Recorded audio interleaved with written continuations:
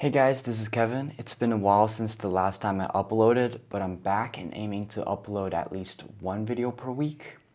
I recently looked at past comments on my videos, and most of you wanted some sort of how to get into Columbia video, so here are some guidance in the college application process.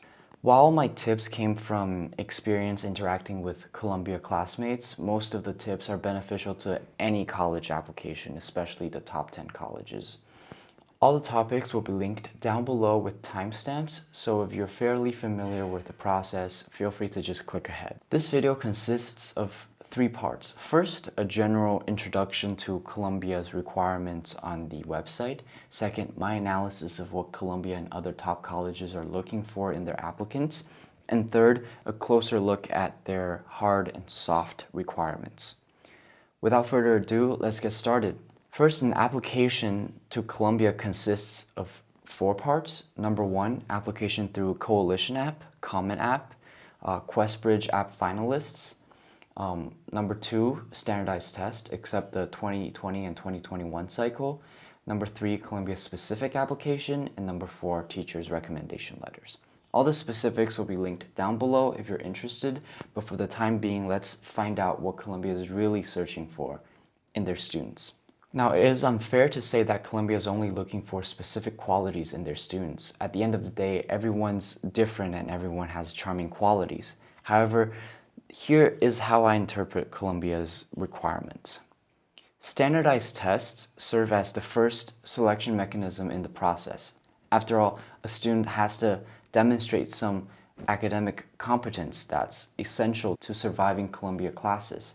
And according to my observation, my friends and acquaintances generally have an SAT score of 1500 or above, an ACT score of 33 or above, GPA of 3.7 or above. That's unweighted, meaning APs and honors don't skew the GPA that much. This is on a 4.3 scale, by the way. Personally, I scored 1540 on the SAT and have a GPA of around 4.1. I don't remember exactly. I also heard different colleges have different internal GPA calculations, so just keep that in mind. Your 4.0 may not be their 4.0. APs and SAT2s have more variations among students. For students from high schools that offer AP classes, they generally have 4 or more AP exam scores of 4 or above. And for schools that don't have AP classes, students generally take 2 to 3. Personally, I went to a school that offered AP classes, so I took 8 AP classes with 6 scoring 5s and 2 scoring 4s. Here is the list of AP classes I took. I also took 3 SAT2s and 2 scoring 790. My US history wasn't to my standard, so I didn't report it. Here is the list of SAT2s I took. Now, my advice for APs and SATs is that you should maximize the diversity in your subjects. They should range from history to math to science to languages, because at Columbia, the core curriculum focuses on various fields of studies, from philosophy to literature to music to science to art history. So taking diverse APs and SATs really prove yourself capable of surviving the Columbia core. The metrics mentioned above are what I call hard requirements for Columbia and most other Ivies. They're entrance tickets you present to the admission officers so that they will inspect you more closely. Obviously, this year is different since colleges are making this optional. However, if you are able to take these exams, I strongly recommend you do so. It is another way of showing your academic competence. Now, for the soft requirements, some of the things I mentioned will be closely connected to one another, and they are harder to standardize and measure. First, let's talk about academic profile. From what I gathered from my friends, there are generally 3 types of students at Columbia. As a prerequisite, obviously, all students are well-rounded, but some specialize in a specific field, either academic or otherwise. You can be a great mathematician who won international competitions or worked with renowned researchers or professors. In a less academic case, you can be a distinguished indie filmmaker uncovering social injustice in Brazil and have released your documentary to caution the world about it. The third type of students are the extremely well-rounded ones, who are not experts, but fairly knowledgeable in different fields of studies. Up until this point, you may think these are pretty standardized ways of assessing applicants. There's, however, another extremely important metric. Other than academic profile, there is, for the lack of a better word, personality. Now, to sum personality up, the most succinct way of saying it is to be likable. But it's too vague, and I have observed some common trends in Columbia students to have not entirely, at least partially, offer a set of criteria.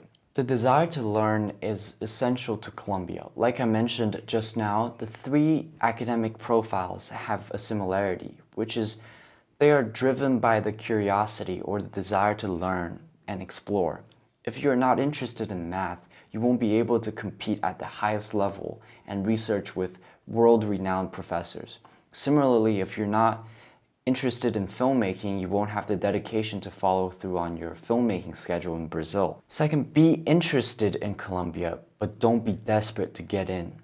Getting into Columbia isn't the end goal of your life. Being desperate in your application can only magnify the fact that you're not intrinsically motivated to learn, but merely trying to add Columbia to your resume. Creativity. This can be illustrated in countless ways. But what I mean when I say creativity is not in the artistic sense. I'm talking about being creative in how you choose to approach a problem or conduct a daily life. The way you choose to address the lack of budget in your filmmaking endeavor could be working at Dairy Queen as a side job, or more creatively, go out and find sponsors by meeting with other people, presenting to them your filmmaking blueprint. It doesn't matter whether or not you end up getting the sponsorship. Your creative thought process is more important and valuable when presenting your persona to colleges. Confidence and modesty. Confidence is very charming to anyone. I'm not talking about arrogance or opposed, pretentious stubbornness to your own ideas, but a comfortable, composed way of conduct. This is very obvious when reading your writing, for example, your personal statement. Openness. Columbia is the only school in the Ivy League to offer a rigorous core curriculum. In many ways, this reflects Columbia's attitude to new things. It encourages students to be educated in different fields before settling on their preferred choice. Therefore, being open to novel ideas and challenges is also great. Willingness to take responsibility. You should be eager to apply your skills and knowledge to areas still needing improvements, whether that be making a difference on the personal level or globally. Having an international outlook. This can be demonstrated by learning languages, international awareness. You will be living in New York for 4 years if you get into Columbia. In this international city, the last thing Columbia wants is to have a student unwilling to accept differences and diversity. We've covered a lot in this video, especially the less standardized soft requirements Ivy League schools have. I hope I've succeeded in guiding you through the application process and things to pay attention to. If you enjoyed the video, please leave a like and subscribe. It would really help my channel grow. If you have questions, just leave them in the comment section below, and I will try my best to answer them. Stay tuned for more videos.